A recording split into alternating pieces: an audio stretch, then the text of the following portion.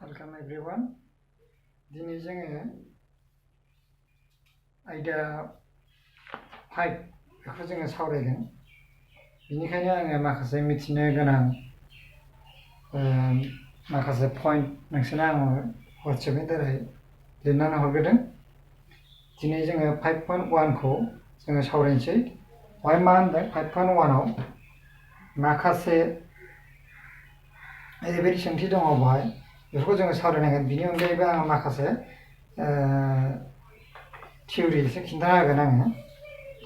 गिबियावनो बिदिबा 5.1 आव दङ गाहायाव माबे बिबुंथिफोरा सैथो आरो माबेफ्रा नंखाय नोंनि फिननायनि थाखाय जाहोन हो। मोनसे एखुथा बिन्दुनि गेजेरजों दोंसेल' हांखो बारलांनो हायो होनदों। बिदिब्ला मोनसेल' बिन्दुनि गेजेरजों दोंबेसे हांखो बारलांनो हागोन? बिदिबा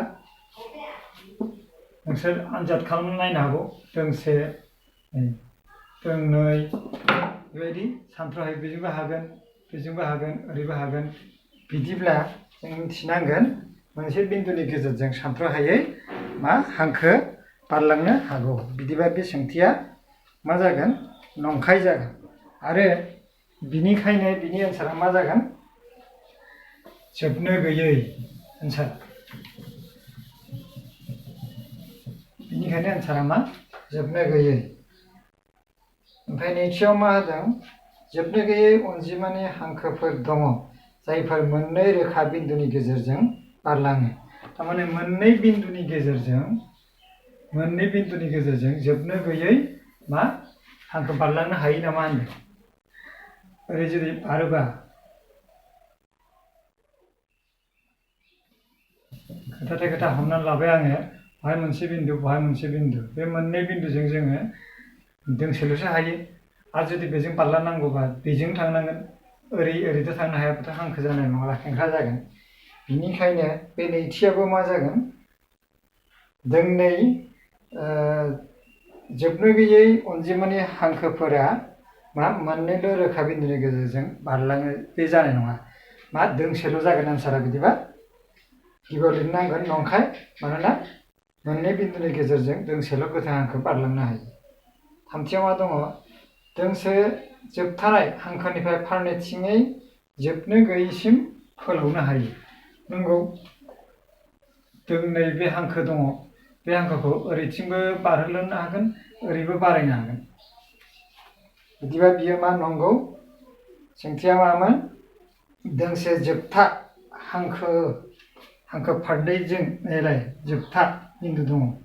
बेनिफ्राय फारनैथिंबो मा जोबनो गैयैसिम फोलावनो हायो। बेखौ फोलावलांबाय थानो हायो, बेखौ फोलावलांबाय थानो हायो। बेखायनो आङो रोदाजों दिन्थिना होबाय। बिदिब्ला 4 नाम्बार, जुदि मोननै बेंखनफोरा समान जायोब्ला अब्ला बिसोरनि सखाफोराबो समान। नंगौ, मोनसे बेंखना जुदि समान जायोब्ला बिदिबा मा जागोन? बिसोरनि सखाफ्राबो समान जागोन। माबोरै? नोंसोरो नायनो हागौ। मोनसे बेंखन आखिबाय। दा जुदि मोनसे बेंखन आखिनाय जायोबा आरो हमनानै लादो, आं बेवहाय मोनसे बेंखन आखिनोसै।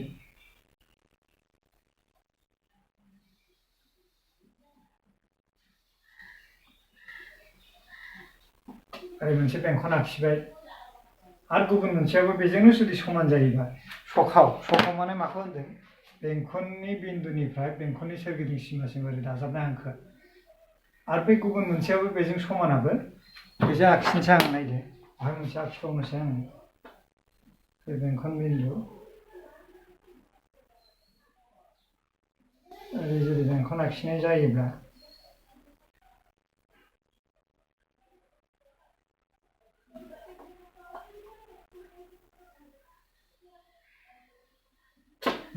दानिया जुदि बे बहायबा आं जुदि मोनसे सखाव बोयोब्ला बे सखावनि गोलावआ समान जानांगोन। बेसेबां दं? 4 हाफनि एसे खम। बेनाबो 4 एसे हाफनि खम, मोननै बिन्दु खम। बिदिबा जों बिनिफ्राय मा बुंनो हायो? जुदि मोननै बेंखनफ्रा समान जायोबा अब्ला बिसोरनि सखाआबो समान जायो। नैबेखौ होनदों सखाव, बेबो सखाव। बिदिबा बेबो नंगौ। दानिया 5 नम्बर, 5.9 सावगारियाव जुदि होनदों नैबे ए बि मोनसे आरो मोनसे दङ पि किउ आरो मोनसे दङ एक्स वाइ ए बि आबो पि किउ जों समान पि किउ आबो एक्स वाइ जों समान अब्ला मा होनदों ए बि आ बियो ए बि आ पि किउ जों समान आरो पि किउ आबो एक्स वाइ जों समान बिदिब्ला ए बि आ एक्स वाइ जों समान नंगौना नङा होननानै बुंदों बिदिब्ला सावगारियाव नंगौ बेबो जुदि बेजों समान जायोबा बेबो जुदि बेजों समान जायोबा बे ए बि आ बेजों समान जाखागोन नैबे समान जागोन नंगौ एन्सार बिदिबा मा जागोन बेयो जाहैबाय इउक्लिडनि माने गिबि सानखान्थिनिफ्राय बेखौ जोङो मोनदों मोनथाम आखान्थियाव जुदि मोनसेया मोनसेजों नै ए बि आ पि किउजों पि किउ आ बेजों समान जायोबा बे एक्स वाइ आबो ए बिजों समान जागोन नंगौ इउक्लिडनि मा गिबि गायखान्थिनिफ्राय जोङो मोननाय दाना 2 नम्बराव होदों लिक हांखो माखौ होनो लिक हांखोफोर गोथों हांखोफोर माखौ होनो हांखो खोन्दोब माखौ होनो मोनसे बेंखननि सख' माखौ होनो बर्ग माखौ होनो नोंसोर बेफोरखौ लिरनांगौ बेफोरखौ आगोलनो मोनबोबायमोन थेवबाबो आं एसे खिन्थानानै होनोसै माखौ होनो बर्ग माखौ होनो लिक माखौ होनो जुदि जोंनि गोथों हांखोआ जुदि बारायलांबाय थायोबा ओरैबो बिसोरो माब्लाबाबो मा सहैनाय नङा बे जाहैबाय मा सौग्रावहैनाय नङा लिक आरो जुदि ओरै खेंख्रा थाङोबा बेखौ ओरै बारायहोयोबा ओरै बारायनानै थाङोबा बियो मा जागोन ओरै दानस'हैलायोबा बबेबा मोनसे बिन्दोआव दानस'हैयोबा बियो लिक नंला लिक नङा बियो लिक नंला नैबेसो लिक थोंगोर हांखोफोर माने दोंसे गोथां हांखोनि सायाव जुदि ओरै हांखो दोंसेया जुदि 90 डिग्री खना सोमजिहोयोब्ला बिदिखौ मा होनगोन थोंगोर होननानै बुंगोन दोंसे गोथां हांखोनि सायाव जुदि गुबुन दोंसेया जुदि 90 डिग्री खना सोमजिहोयोबा बेखौ मा होनगोन थोंगोर हांखो ओमफ्राय हांखो खोन्दोबा मा हांखो खोन्दोबा जाहैबाय मा जाय हांखोना जोबथा बिन्दु दङ जाय हांखोना फारनैथिंबो जोबथा बिन्दु थागोन नैबियो ओरैबो जोबथा ओरैबो जोबथा बे जाहैबाय मा हांखो खोन्दोब आरो मोनसे बेंखननि सखाव मा मोनसे बेंखन मिरुनिफ्राय बेंखननि सोरगिदिं सिमानि जायखिजाया मोनसे बिन्दुनि जानथायखौ बेनो जाहैबाय मा सखाव क्लियार मोनसे बिन्दुनिफ्राय नैबे बेंखननि सोरगिदिं सिमानि जायखिजाया मोनसे बिन्दुसिम बे जानथायानो जाहैबाय सखाव आरो बे जुदि नैबेनिफ्राय लायोबा नैबे मा जागोन खाव बेखौ नोंसोर गोसोआव लाखि खाव हांखो बर्गखौ मा मिथियो बर्ग होनोब्ला जाय आखान्थि ब्रैनि मोनब्रैबो आखान्थिया समान बेवहाय हमना लादो ए बि सि डि दङ माने बेवहाय ए बि आबो बि सि जों समान बि सि आबो सि डि जों समान सि डि आबो ए डि जों एबा डि ए जों समान गासिबोजोंबो समानजों बिदिबा बेखौ बर्ग होनो आरो मोनफ्रोमबो खनाया बेसेबां जागोन मोनफ्रोमबो खनाया ए खना समान बि खना समान सि खना डि खना बेसेबां 90 डिग्री जानांगोन खनाथि जानांगोन मोनफ्रोमबो बे मोनब्रैबो खनाया 90 डिग्री जानांगोन क्लियार बिदिब्ला थामथि नम्बराव मा होनदों गाहायाव होनाय मोननै मानिबोथा फोरमायखौ साननानै नाय जायखिजाया मोननै रोखा बिन्दु ए बि दं होनदों मोननै रेखा बिन्दु ए आरो बि दं होननानै हमनानै लाबाय दा बे होनाय दङ बेयाव मोनसे थामथि बिन्दु सिया ए बिनि गेजेराव दङ होनदों मोनसे आखान्थि जानांगौबा एनिफ्राय बि सिम बेवहाय मोनसे सि बिन्दु दं होनदों बे मोनसेल' बिन्दु थागोन नामा होनदों आरोखि थारमाने एनिफ्राय बि सिम सानथ्र'हायै बिन्दु दं बे बिन्दुफोरखौ दाजाबनानैसो ए बि हांखोआ सोमजिदों एबा हांखो खोन्दोबा सोमजिदों बेनिखायनो मोनसेल' सि बिन्दु थानो हाया बिदिबा एन्साराव मा जागोन सानथ्र'हायै बेवहाय गोबां बिन्दु थागोन क्लियार थारमाने ए आरो बि नि गेजेराव ए बि हांखोनि गेजेराव सानथ्र'हायै बिन्दु थागोन खालि सिल' नङा ओमफ्राय मा होनदों 2 नम्बराव खमथारब्लाबो मोनथाम बिन्दु थायो जायफोर एखे हांखोनि सायाव नङा खमथारबो मोनथाम बिन्दु थायो होनदों जायफोरा एखे हांखोनि सायाव नङा होनदों बेबो नंखाय बे माबाफोर बुंफोरथि गैयि सोदोब दङना बे मानिबोथायफोरा आजानाय नंगौना नङा बिसोरो इउक्लिडनि मानिबोथायफोरनिफ्राय फैयोना एन्सारा बिदिबा बे मा जागोन नङा जागोन मानोना मोनथामल' बिन्दु थाया मोनसे हांखोनि सायाव सानथ्र'हायि थायो बेखौ नोंसोरो मिथिखाबाय एबार 4 नाम्बारखौ नायदो 4 नाम्बाराव मा होनदों जुदि बेखौ खोमोनसै आङो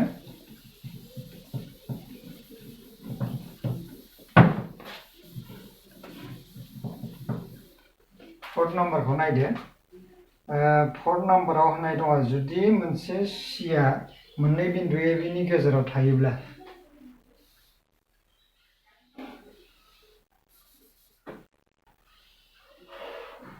बे ए बिनि गेजेराव मोनसे जुदि सि बिन्दु थायोब्ला जाहाथे ए सिया नैबे ए सिया मा होनदों बि सिजों समान होननानै होनदों आरोखि बेवहाय सिया जुदि ए बिनि गेजेर बिन्दु जायोब्ला ए सि समान बि सि जायो बिदिबा फोरमान खालामनांगौ जोंना मा ए सि इकुवेल टु हाफ ओरै दङ सावगारिया बेखौ नोंसोर सावगारिखौ बिदि आखिदो लिरनायाव माबोरै लिरनांगोन होनाय दङ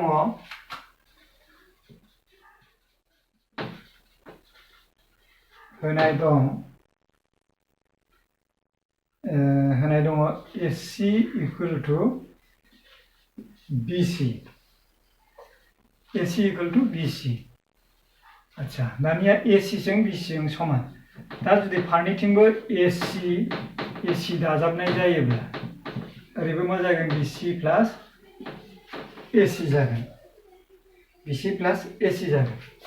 बिदिब्ला AC आरो AC दाजाबबा मोननै AC मोनो बेवहाय फारनैजोंबो AC दाजाबदों बेजोंबो AC जोंबो AC BC जोंबो AC दाजाबदों दा बिदिबा बेखौ दाजाबोबा 2AC जागोन आरो BC आरो AC बे मोननैखौ दाजाबोबा जों मा मोनो जयैनो AB मोनगोन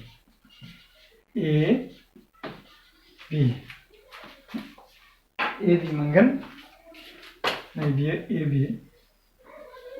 AB मोनगोन बिदिब्ला AC इकुवेल टु मा जागोन 1/2 नैबेखौ AB खौ 2 जों राननांगोन 2 जों राननाय माने मा AC equal to half AB जों सानजाबनाय बेनो जाहैबाय प्रुफ एबा दिन्थिनाय नोंसोर नुहुरोना मोजाङै खोमोननो हायाखिसै होनाय दङ AC इकुवेल टु नैबे BC बे AC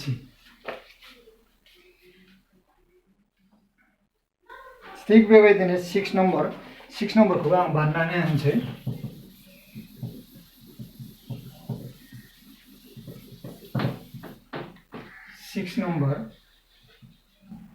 6 नम्बराव सावगारिया होनाय दङ बे जाहैबाय A बे जाहैबाय B बे जाहैबाय C आरो नैबे जाहैबाय D बिदि होनाय दङ दानिया बेवहाय मा होनाय दङ AC जों BD जों होनाय दङ गिभेन AC जों CD जों समान होनाय दं AC जों BD जों समान होनाय दङ फोरमान खालामनांगौ AB समान CD बिदिबा बेखौ लिरनानै लाबाय होनाय दङ बिदिबा सावगारिनिफ्राय जों मा मोनो सावगारिनिफ्राय जोङो मा मोनगोन AC इकुवेल टु AB प्लास नायलाय बे AC खौ माजों मोनगोन AB जों आरो BC जों दाजाबबा मा मोनो AC खौ मोनो क्लियार जाबाय AB आरो BC खौ दाजाबबा आरो BD खौ मोनो BD खौ माबोरै मोनगोन BDखौ मोनगोन ओरै BC आरो CD BC आरो CD दाजाबब्ला बे 1 नम्बर हमदो बेखौ 2 नम्बर हमदो तारमाने AC खौ दाजाबोब्ला AC खौ माबोरै मोनगोन AB जों आरो BC जों दाजाबब्ला आरो BD खौ माबोरै मोनगोन BC आरो CD दाजाबब्ला बे 1 नम्बर 2 नम्बर हमबाय बिदिब्ला 1 आरो 2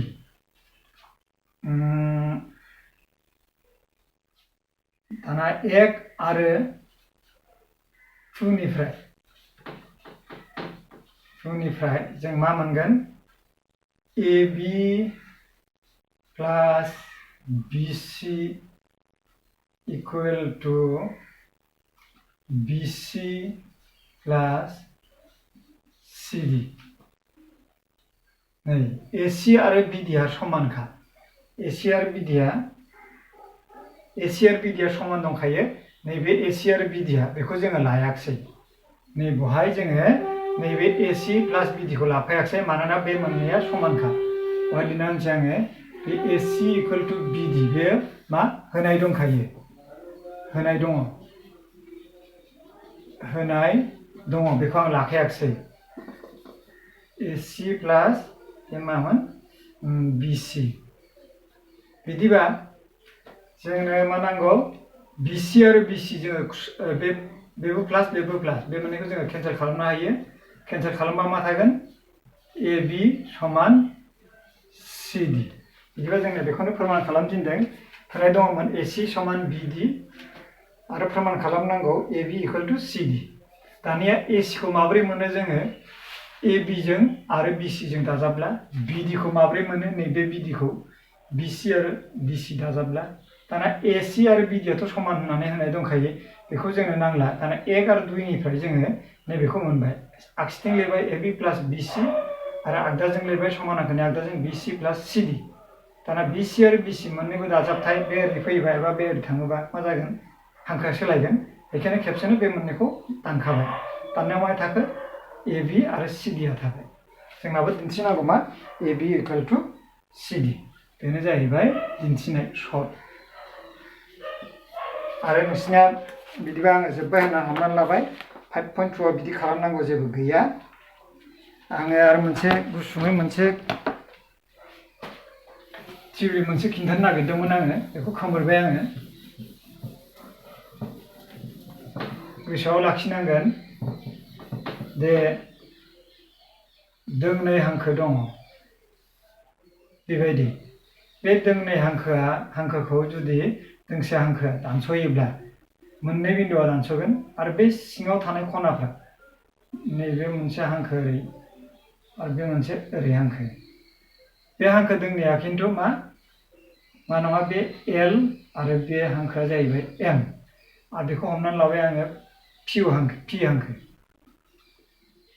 P हांखोआ दानस'योब्ला बहाय मोननै बिन्दु सोमजियो आरो बहाय सिङाव मोनब्रै खना सोमजियो मोनब्रै खना 1 2 3 4 बहाय गोसोआव लाखिनांगोन नैबे L जों M जों लिग नङा दै लिग नङा ओंखायनो बेखौ दानग्रोखाबाय लिग नङा लिगनि हांखोआ नै बिदि बेखौ आङो दानबाय ओरै ओंखायनो L जों M जों लिग नङाबा मा जायो दोंसे गुबुन हांखो दानस'योबा मोनब्रै इसिं खना सोमजियो बायरायावबो सोमजियो बायरानि खोथाखौ दोनथ'बाय आङो सिङाव इसिं खना सोमजियो आरो बेहाय मा जागोन 1 खना आरो 2 खना दाजाबोब्ला खिन्थु मा जागोन 180 डिग्रीनि खम जागोन बेखौलाय गोसोआव लाखिखा 1 जों 2 जों थिग बेबायदिनो 3 जों 4 खनाजों बे मोननै खनाजों दाजाबबाबो मा जागोन 180 नि खम जागोन बेखौ गोसोआव लाखिनांगोन नाथाय 1 जों नैबे बायरानिजों दा जुदि बेखौ आङो 5 लायोबा 6 लायोबा 7 लायोबा 8 लायोबा 1 आरो 5 बे मोननै खनाखौ दाजाबबा हले बेसेबां जागोन 180 आरो 5 जों 6 जों दाजाबबाबो 180 जागोन 6 जों 3 जों दाजाबबाबो 6 जों 3 जों दाजाबबाबो मा जागोन 180 आनो जागोन 4 जों 8 जों दाजाबबाबो 4 जों 8 जों दाजाबबाबो 180 आनो जागोन 7 जों 8 जों दाजाबबाबो 180 आनो जागोन नाथाय मा सिंनि इसिं खनानि बै नांजाब खनाया 1 जों 2 जों फारसेथिंनो थानाय खना इसिं खनाया जेरै 1 आरो 2 बे मोननैखौ दाजाबबा हले मा जागोन 180नि खमसो जागोन थिग बेबायदिनो 3 जों 4 जों बे खना मोननै फारसेथिं थानाय इसिं खना मोननैखौ दाजाबोबा बेबो 180नि खम जागोन दिनै आं एसेखिनि खिन्थानानैनो आंनि क्लासखौ बहायनो फोजोबथ'नाय जाबाय आरो 5.2 आव दरखार गैया बेबायदि सोंथि गैया खालामनांगौ गैया नेक्स्ट क्लासाव जोङो 6 आयदाखौ सावरायगोन दिनै बहायनो फोजोबनाय जाबाय क्लासखौ बिदिबा थेंक इउ